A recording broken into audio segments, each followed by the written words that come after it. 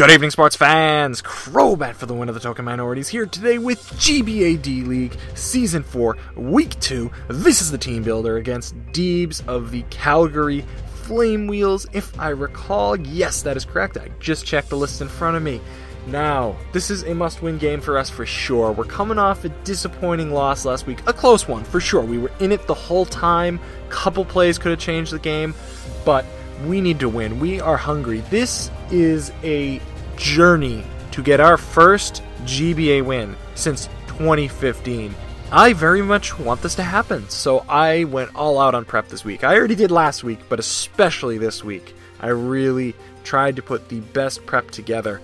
Now let's go read off his team real quick and discuss some of his threats. So he's got Landorus T, which could be a Z-move user, Mega Charizard X, Serperior, Nihilego, I hope I said that right because I have mom pronunciation-itis as I said last week, Tapu Fini, Porygon 2, Metagross, Sneasel, Hitmonlee, Rotom Spook, aka Rotom Ghost, and Golaspod, which could be a Z-move user as well. At this point, it goes without saying, Landorus T, Mega Charizard X, and Tapu Fini have amazing synergy, and that is going to be extremely tough to break. I went against that in Season 8, Week 10 of the NPL against Greg, actually. Person who's in the D-League, believe it or not. Not a huge surprise, he was in it last season. But I went against the same core, and I struggled to beat it. And that was with a different team, of course, but even then it was tough to beat. So I had to really think outside the box for this one to try to come up with the best core and best team possible to try to break all of his sets. Definitely threatening as well. Porygon 2 is on the table as it's just very bulky and can tank a lot of attacks from my team. Let's see, Rotom, even Spook could be threatening if I let it get out of control. How about even Hitmonlee if it gets unburdened up? Serperior is really fast and it could get boost really quick. I mean, definitely the core was the most threatening, but he just has a lot of diversity in types of mons and what they do. So I have so much ground I have to cover with this team, and I think I did an effective job of covering all of those mons in some way or another. With this in mind, we made our game plan more offensive and much more momentum based. We really did not want to give Charizard X any setup opportunities, and we know it could set up on Tangrowth and Toxapex. We just did not want that at all. So we opted for the offensive approach. Let's see how it worked out. Now that being said, there are still going to be some defensive sets or defensive-oriented sets. But like I said, the momentum and offense, either or, is what we went for. For example, you'll see in our first set, we're going to have some momentum, less offense, but more momentum, and utility as well. Alright, let's jump into that first set. So my first mon for this week is, surprise, Silvally. Silvally Water, actually, because it's holding a water memory.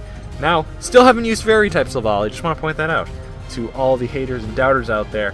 Now, it is RKS system, of course. Parting Shot, Thunder Wave, Surf, and Iron Defense. And it's going to be, of course, max HP, max defense, and just a point in speed, really just as to break a speed tie, or in case he speed creeps, no speed Silvally. It really didn't matter, I just kind of threw it somewhere. So just generally speaking, broadly speaking, this set is designed to beat all forms of Charizard X. T-Wave is for basically the non-sub variants. We can live a +1 or +2 Dragon Claw in any circumstances, which is amazing. Surf will guarantee we always break subs. That's why we have that. Iron Defense works so that we can come in on this thing as he goes for a sub, and if he tries to DD, we are going to have more defense than he has offense. If he Swords Dances, he's going to be equal, and he still won't be at a 2-hit KO range, which would be just so wonderful if we can get that. And also keep in mind, if he has Swords Dance, the rest of my team, much of the rest of my team will be able to outspeed it, I should say, and you will see what the rest of that team is shortly, of course. The hope would be, though, at the end of the day, is that Iron Defense can keep us in the game against Sub, SD, or Setup, Dragon Dance, for example, against those types of Charizard X's. And it's worked well in mocks, and so I hope for sure, if I can use it in a game, that would be pretty awesome.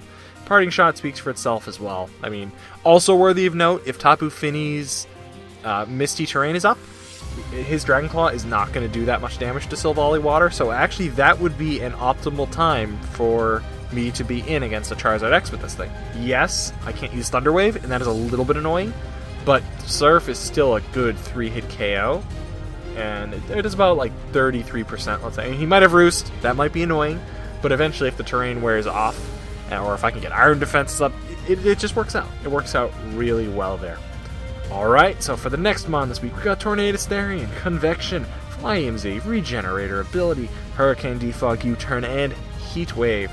We got a good mix of EVs in there, so why don't we talk about it first. We identified, just generally speaking, Metagross has a really good offensive matchup against us, but Metagross with Stealth Rock is the only rocker on his team that has a good lead matchup against us.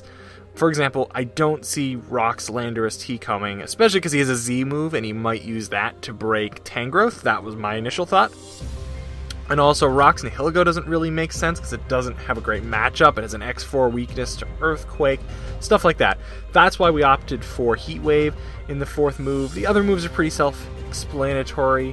I would say Hurricane is just Stab. Obviously, the Flying Z will give us Z Hurricane, gives us 100% accuracy, and one big hit off on just about anything. We might need that at some point. Got U-Turn for, of course, Momentum, and Defog is Defog. Defog, defog, defog, as I used to say during the NPL. Well, here it is again. We got defog. Now, originally, just to talk about the history of this set, we had Z Steelwing that would outright KO Nihilego, but generally we found Nihilego was outsped by Mega Gallade, Weavile, Jolteon, and it can't touch Steelix at all. So Z Hurricane just ended up being a better move to hit Tapu Fini, and otherwise, it really defensively walls us pretty well. The Z Hurricane, if I can get to Tapu Fini to about half health, Z Hurricane does big damage, and that's what we would want for sure. And as I promised, I'm coming back to the EVs. 212 Timid outspeeds Jolly Sneasel. Max speed. Alrighty, let's jump into the next mon. How about let's get Steelix for his first matchup in the GBA on our team. And people said Steelix was a bad steel type. No. It is awesome, first of all. And second of all, I love the set that I brought this week, and I think it does a really nice job of checking many threats on Deebz' team. Now, let's go into it. So it's Shookaberry, Sheer Force ability, that's important. Stealth Rock, Magnet Rise, Earthquake, and Ice Fang. So just in general, this is a good rocker in this matchup. And just naturally, it 1v1s Nihilego and Metagross, especially with the Shookaberry. Just keep that in mind. If for some reason the Shookaberry pops against Metagross, we are in good shape. I mean, I also have Magnet Rise, so I have that too. And Nihilego, barring maybe like Hidden Power, it can't hit with either of its stabs Steelix at all, even as a special attacker. Doesn't matter. So it's pretty good. Now, Shookaberry and Magnet Rise and Ice Fang allows us to win a lead matchup against Landorus Therian. Remember, even after Intimidate, that is true. Magnet Rise is important though. And I also want it to be able to take a Z-Fly. That's in my mind as well. This mon also can stop Volt Switch Rotom. Also very important. One of the mons that I thought certainly had a pretty good matchup, and I feel like he's going to bring. With 20 attack, just to cover this as well, 2-hit KO Zardex with EQ, and 2-hit KOs non-defensive Landorus T with Ice Fang at -1. Now, that is with Sheer Force as well. Sheer Force is very important. I don't really need Sturdy, because I can live any one hit from pretty much anything, I think. The exception would be maybe a +6 Flare Blitz or something like that. But at that point, I'm screwed anyways, if I'm not careful. If I'm against a +6 attack and +6 speed Zardex, I must have royally upped this game up, that's for sure. So, we've also got 180 Vs with Impish Nature to prevent a 2-hit KO from the Landorus Therian 252 Adamant attack EQ. Oh yeah, and that's 108 in defense, by the way, just to clarify. And the rest we just threw into special defense, so that way we can take less damage from a Rotom Shadow Ball. Now that is it for Steelix. I'm excited to bring it this week. I think it's got a lot of potential, especially with the Nihilego, the Rotom. It just gets rocks up. It does overall a very good job, I think, at all those roles. And in the mocks, even Magnet Rise has done some decent work. So who knows what could happen. I'm liking it. I'm looking forward to using it. Alrighty, next up we got Mega Gallade. Now this is Gallade, Justified, Boot Ability, Substitute Leaf Blade, Ice Punch, and Close Combat, and you can see its EVs there as well. So just, let's talk about it. Initially we actually had sub SD with dual stabs, but in the mocks, it was very tough to sweep through this team with it. Landorus T switched in every single time, got a free -1. It really stopped any chance at sweeping, especially with Zen Headbutt. It didn't do nearly enough damage there. So we decided to switch to sub 3 attacks. It takes advantage of the fact that Substitute lures in Landorus T, and then we can hit it with an Ice Punch. This also allowed us to run Leaf Blade, thank God. Ground play, I guess you could say, between hitting Landorus, Therian, and Tapu Fini. But even at that, it was really bad. It really was. It was the worst middle ground play. It didn't work well in mocks at all. Now, that's why we opted for those moves. So 204 speed outspeeds a timid 252 EV Nihilego, and 76 HP guarantees defensive Porygon 2, a really nice substitute opportunity. We'll be unable to break a Mega Gallade substitute with Ice Beam or Thunderbolt. Now that would explain the EVs. I think Mega Gallade is pretty solid. This set worked much better in the mocks. We'll see how it works in the real game. Next up, we've got Jolteon. It's pretty self-explanatory to a large degree. Expert Belt, but Quick Feet ability. Now that's one thing that's a little less explanatory, but I'll get there in a minute. Volt Switch, Toxic, Hidden Power Ice, Shadow Ball. Pretty predictable moves, I'd say, but very effective ones at that. So, first, let's address the controversy.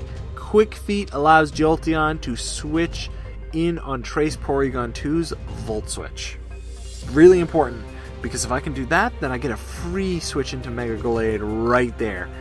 But if he blocks my Volt Switch, I do not get a free switch into Mega Gallade, and that is not a good time. So that's very important to me. Yes, I lose the ability to take Volt Switch or Thunderbolt from Rotom Spook. However, I still have a somewhat specially bulky Steelix that can deal with that Mon reasonably well, at least. Thank goodness for that. So it can't Volt Switch around, even with this Jolteon having Quick Feet instead. Alright, we got Toxic as well. And Toxic specifically is for Porygon 2, and that is if Mega Gallade went down early, or if we're going against a download variant. Both of which can be pretty threatening, or both of those scenarios can be pretty threatening. Toxic really puts a timer on it.